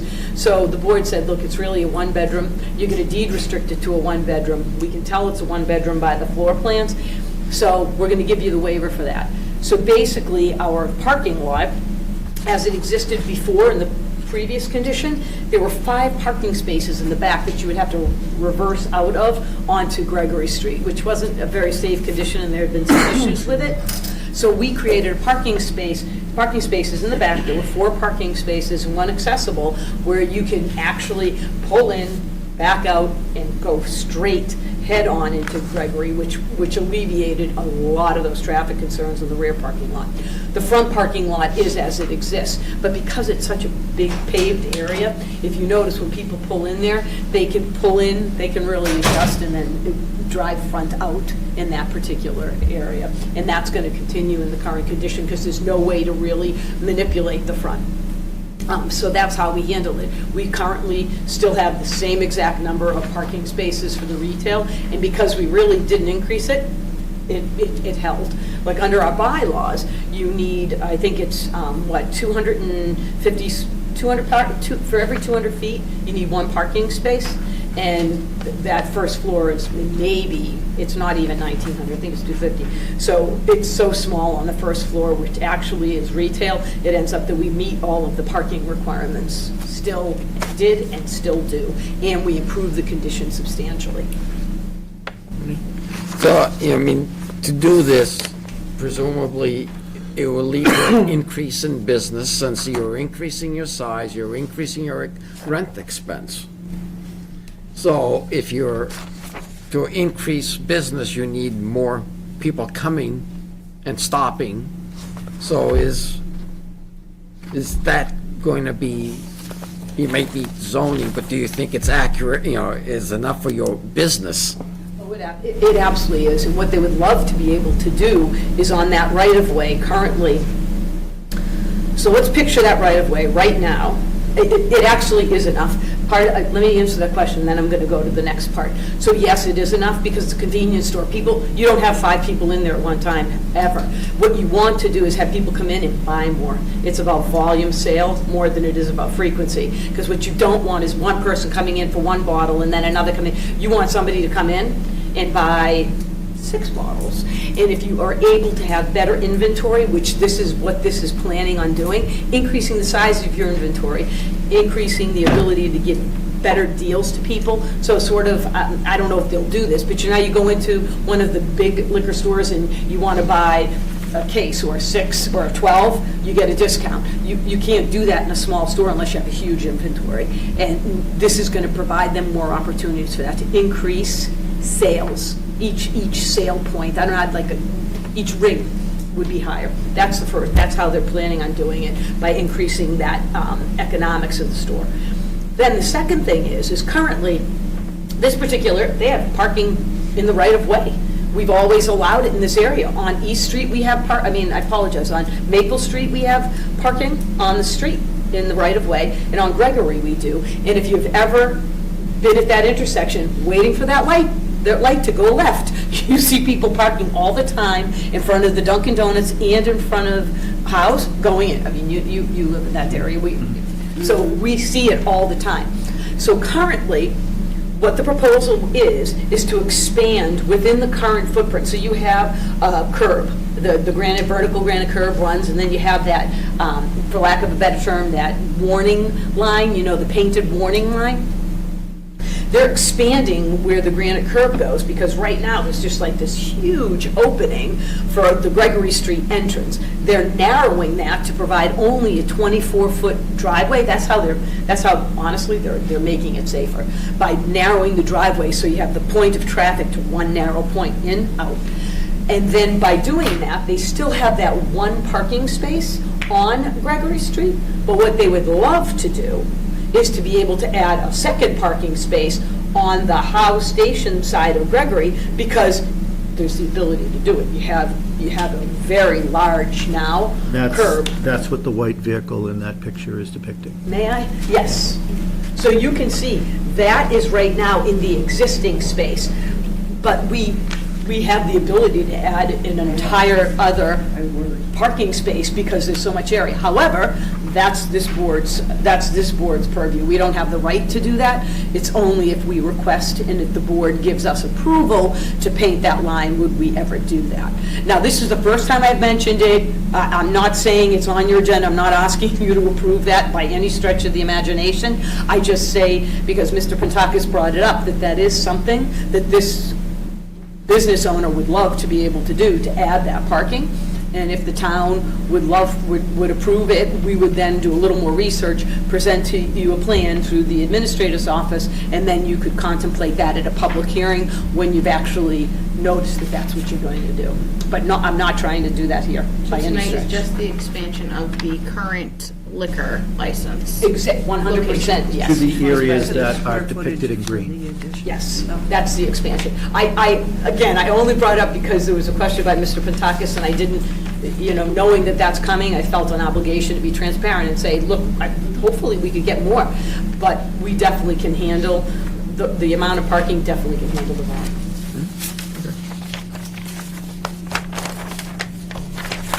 Any other questions? No. The board members? And after, here, yeah, it has to be approved by the ABCC, Correct. and then you can start your construction? Yes, Okay, so, You're still in the zoning appeal period anyway. I am. I have, the 20 days isn't up for another at least 2 weeks, so I'm still in that appeal process.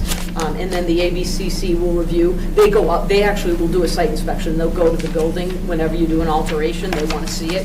So we'll have somebody come out probably, just for timing purposes, probably the next 4 to 6 weeks. Then it goes to the commission, and then the commission, Turns it to us. Is anybody? I mean, when they, like it gets turned in from the investigators turn it in. Sometimes it happens like remarkably fast. We're going to and say sometimes 12 it weeks right now. So would construction start prior to final ABCC? Because you're not storing We it. cannot, because the first floor is an expansion of an existing space. What I would then have to do is not use, I don't know how I would do that. You'd have to, Run the you'd have to business. cordon it off. Yeah, and I don't know how, that would be something we would have to discuss with the building inspector, how you could cordon off that area, because I don't know how it would work, honestly. Mr. Cresta, So I expect if timing works as you hope it would, construction would probably happen sometime and start in July or August. that is the true goal. So basically, once I know that the ABC's come out, done their inspection, I'll probably give them a call and see where it stands at the commission to try and get it expedited, because they will do that when they know there's a construction schedule pending. Okay. Anybody from the public have any comments on this application? Is this how it's going to look in the Yeah. end, or is that? Pretty good, huh? Jill, Yeah. is this the final one though? Because I noticed it still has the funny windows. Let me see. It always had those funny windows up top. Which ones that are not structural? The ones in the tower. How much room they They get. call it a tower. I know you do. Yeah. But that's not okay. Okay, Mr. Chairman, I move that we approve the application for for the expansion of the existing licensed premises for Love Kush Marketing, doing business as House Station located at 229 Maple Street. Manager Deepak Karia, as depicted in the documents provided. Second. okay, all in favor? Aye. Thank you very much, I appreciate it, and I'll be back. Always a pleasure to see you, Jill. Well, thank you very move much. to close the public hearing. Second. All in favor? Aye. This is, I know they're not here for this. Good night, everyone. But are they gonna Thank you. move that building back to get all that on front? So next we have a vote on a one-day liquor license for the cellar door for the Natural Dog at 189 South Main Street. Is somebody here to speak on that? This is gonna be, like, 3 people aren't gonna be able to fit there. That's what I mean, it's not that. This- So we operate Cellar Door Wine and Beer in Ipswich, and we have done other events for the Natural Dog in Danvers and other towns. We port Patton Homestead, all types of town events. And so this particular event is an adoption day and kind of a customer appreciation day. It will all be contained in the parking lot of the Natural Dog. They expect like maybe 40 to 50 people per hour, so kind of a rolling attendance. People usually stay 15, 20, 30 minutes. So it shouldn't be a huge crowd. And there's plenty of parking there. The owner of the building lets them use the entire parking facility. And it's usually done earlier in the day when the other businesses aren't too busy on a Sunday. And do we have the The owner date? of the building just walked out the door. Oh, that's funny. It's May 18th, 11 to 2. So, question for Jackie and Justin. Jill was right Has there. the police chief looked at this? I mean, I know that we've been approving a lot of one-day liquor licenses or seasonal-like liquor licenses for a different location, and we've kind of set up a process of when licenses like these are provided, that consumption is happening outside rather than inside a building or inside a contained area. So has the chief weighed in on this? So per our policy, there's a threshold that triggers the chief reviewing it, which this application is not gonna have the volume that triggered the chief reviewing it for the need of a detail. They submitted everything that they needed to submit under our one-day policy, including thank you for submitting a very nice map. That is always a hard challenge. But it did not raise to the volume of participants that required the chief to review and approve. So just talk to me how you're going to ensure that somebody's, that's there at this event isn't leaving with... So they set up with cones and plastic fencing, the area where we'll be serving and people will be consuming, and they don't leave that little beer, wine garden with any alcoholic beverages. And your staff will be policing that, so My to speak. husband and I are the only ones that pour. So you'll be policing that? Yeah. Okay. You said May 18th is a Saturday. I thought you said Sunday you were gonna. I'm sorry, it's a Sunday, right? May 18th? 19th is a Sunday.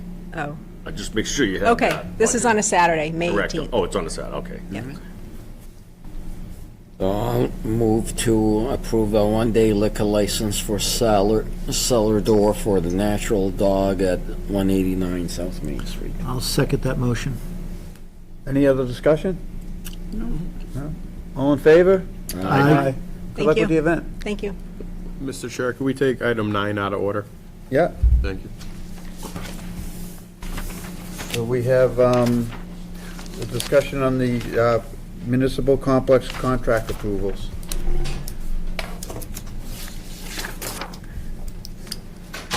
So we're joined this evening by Brian LaRoche of PCA 360 and Tom Hood from WT Rich. Thank you both for sitting through another exciting meeting. My apologies. I need to reorder how I do these agendas. So the abridged version is fine, but they're basically going to quickly walk us through some of the results of the subbids that we saw for the municipal building project and ask for your authorization on some of those items. It has gone before the building committee last week, and they blessed it, but they want to send it to you for a final go-ahead. Handouts that were given, or should I? It's in the packet. They're in the packet. They also got the motions tonight, motions Brian, as well. hard Oh, copy. yeah. Okay, good. So we're in the process of de-scoping and buying out the full construction project. We're at a point where we can make awards to a good chunk of the subcontractors. At the moment, we have about $40 million worth of work that is ready to be subcontracted. So we're going to be asking for an interim GMP, that's the guaranteed maximum price, so we can get work underway. Last time I was here with you 2 weeks ago, that was the charge, so I'm happy to say I'm here we have good news. So in the first $40 million worth of work that we've done, we're under budget. We're under, in the proposed GMP budget that we have right now, that's in your packet, we're about $660,000 under. We still have another $16 million worth of work to buy out. And WT Rich has been working on getting best and finals for those scopes. So they're also going very well. So I know that we're going to be doing even better on some buyout savings. So that's all good news all around. So the overall budget that we expect to be somewhere around $58,800,000. May even come down in 2 weeks when we go. Actually, next Wednesday we're going to be before the building committee, and we'll be presenting them the final GMP, and then we'll be to you the following week to present that. So it should come down again. So the two, I think there's 3 motions before you. The first one is what we call RTA, Request to Award Number 1. Those are the file sub-bid trade contractors. Those are the lump sum bids. There's 14 categories of work that we bid the work out on behalf of the town and receive the bids back. And those, we're asking for awards. It's painting, glass and, not glass and glazing, but elevator, fire protection, plumbing, HVAC, electrical, Miss Metals, roofing, those are the categories. So that's the first request to award. It's in your packet. And then the second one is, those are the early trades. Those are the ones that we need to get going right away. Excavation, structural steel, trusses. There's quite a bit of work that has to be done before they can really start working in earnest. Got to get the rebar shop drawings going and so forth and get the steel shop drawings underway. So we're asking for an early award on those scopes while we still work on some of the others. So in all, if you, the ask tonight is $39,164,445. When you add that to the pre-construction fee that we have with W.T. Rich of $124,910, the total contract for W.T. Rich and Amendment 1, which we prepared, will be the $39,298,355,000. Is it 298 or 289? 289, excuse me. Thank you. So those are the three motions that are before you tonight. I'm happy to answer any specific questions you might have. When you get a bid for like painting, which isn't obviously going to happen for quite a while, are those guaranteed prices, or are there clauses in there that it could change if due to inflation or whatever? Or are they etched in stone for something that long out in the future? Yeah, they are. They're lump sum bids, and they're held. You know, they'll be put under contract early, and they know the duration of the project, and they expect material increases over the duration. They include escalation when they know they're a year and a half out. Right. Good question. Okay, Mr. Chairman, I move that we award the request to award number 001 for trade bid contractors in the amount of $23,364,445, including the full acceptance, and to proceed on bid alternative 1, and to authorize negotiations pricing for further review by the building committee on bid alternatives 2 and 3. Second. Okay. All in favor? Aye. Mr. Chairman, I also move that we award the request to award number 002, the priority non-trade bid contractors, at a value not to exceed $15,800,000, including the full acceptance, and to proceed on bid alternative 1, and to authorize negotiations pricing for further review by the building committee on bid alternatives 2 and 3. Second. All in favor? Aye. And finally, Mr. Chairman, I move that we provide an amendment to amendment number 001 to W.T. Rich contract to include the above-mentioned RTAs number 001 and 002, not to exceed the total value of $39,164,445 for a total contract value to date of $39,289,355, subject to approval of contract form by our town council. Second. All in favor? Aye. Thank you. Thanks very much. Appreciate it. Thank you. Let's get the project underway. Yes. Start digging. Thank you. Thanks, guys. Rick, when we get the contract back from Jay as the clerk of the board, we'll call you. We need you to come in and sign.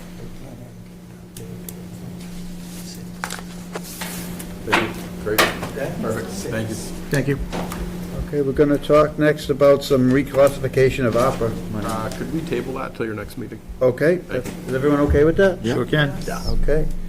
And then we have a final review of the sick leave bank policy. I think Jackie was working on that. Yes, Mr. Chair. So per the board's request at the last meeting, in your packet, we included the examples of both Middleton Unit A and Unit B, which are the two bargaining organizations that represent the Middleton Elementary Schools, as well as we pulled the language from the Masconomet Regional School District Teachers Contract on what their sick leave bank offers.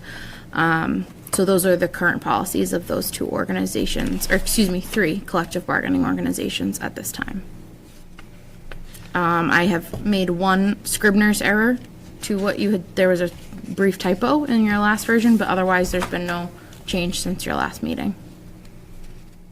Unless there's questions. Any questions? No.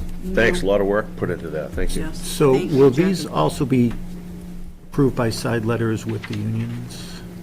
So the sick leave bank is a employee handbook policy of the select board, and the bargaining units, if they have an existing contract that includes it, relate them back to the town sick leave bank that this body approves.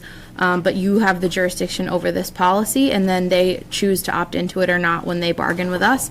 If there is a bargaining unit that is not currently participating in the sick leave bank per their collective bargaining agreement, we could certainly offer them a side letter if they were so interested, but they would be the same as every other bargaining unit that has opted in, which is that they opt into the policy as directed by this board that the non-union employees.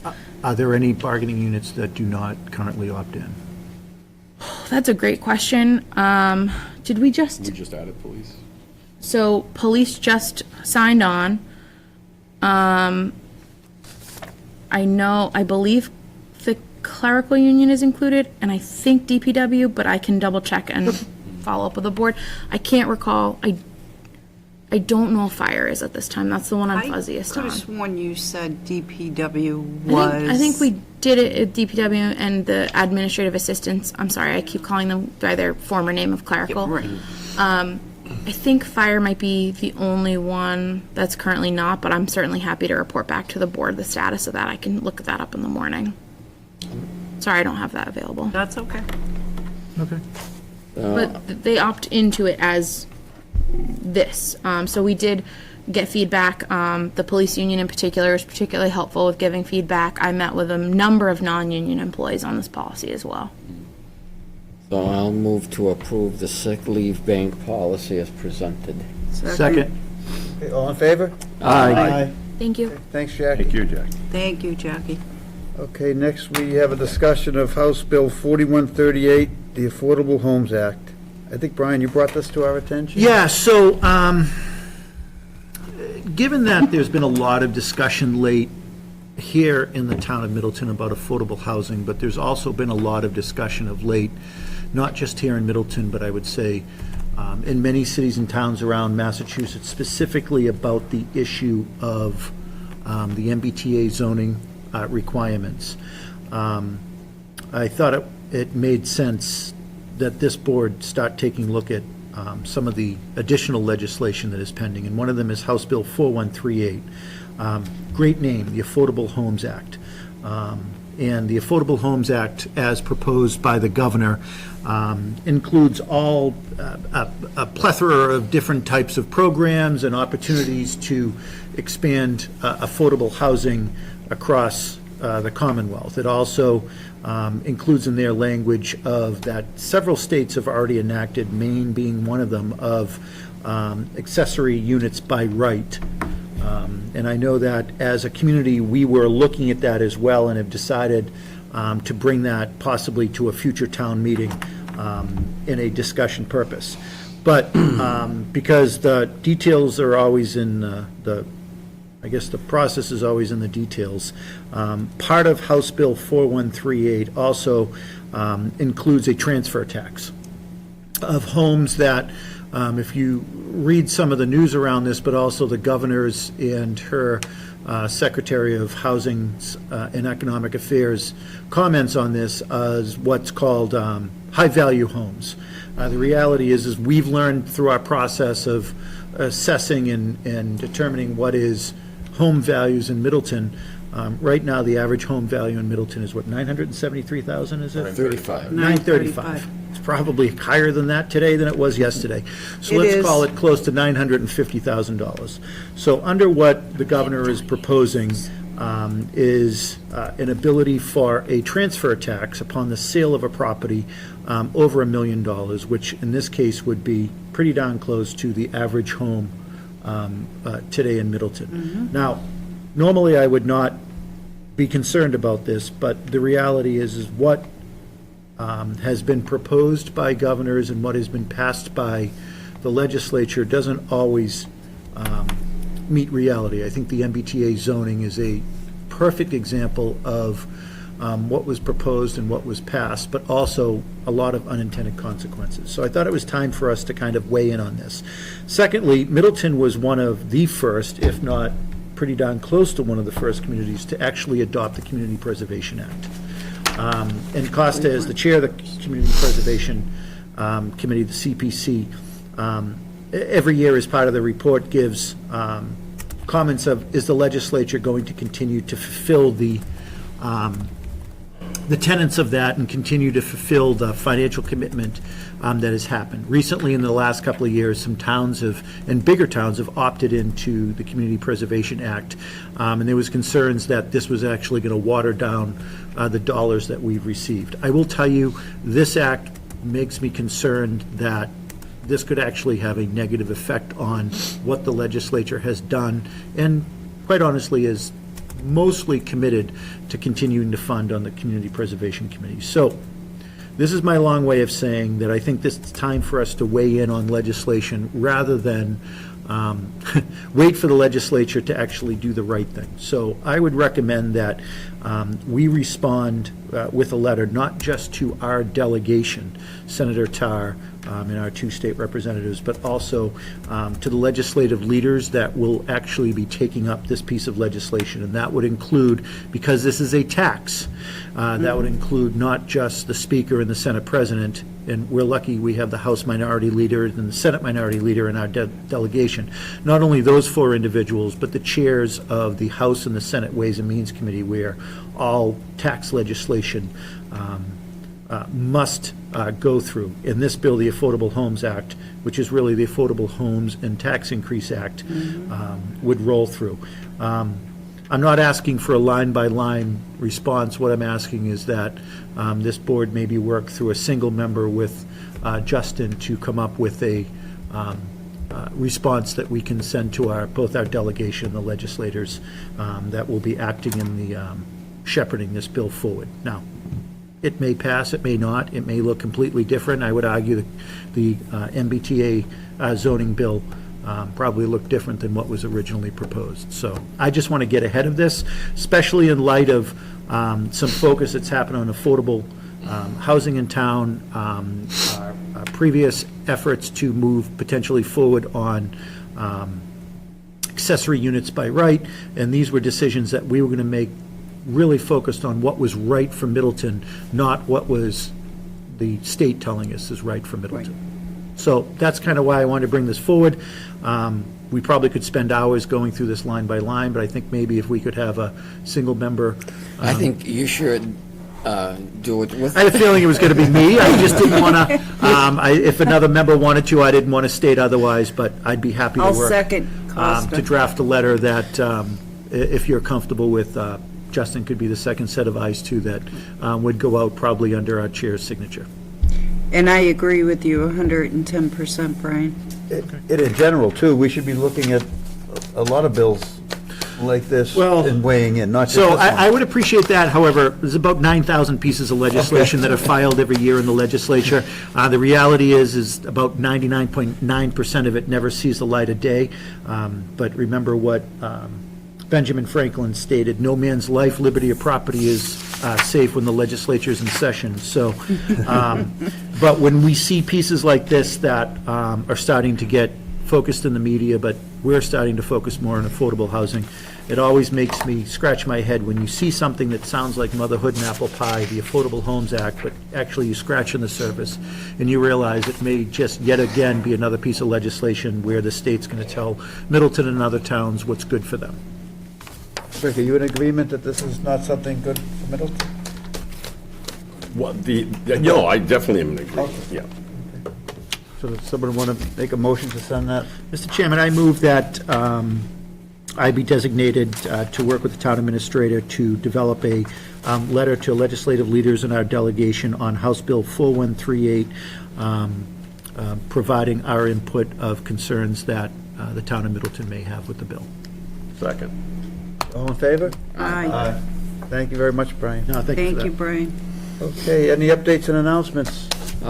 Just would like to urge, people who walk their dogs on the rail trail to, be diligent in picking up after the dogs. I see more and more piles of poop on the trail, so please, pick up after your dog. It's an enjoyable walk for many people, and hate to be spoiled by stepping in it. No, and if you're not going to pick it up, don't bother putting it in the plastic bag and leaving it on the trail either. Anything else? Just be a good neighbor. What do you want me to do with it? Motion to adjourn? So moved. We're adjourned.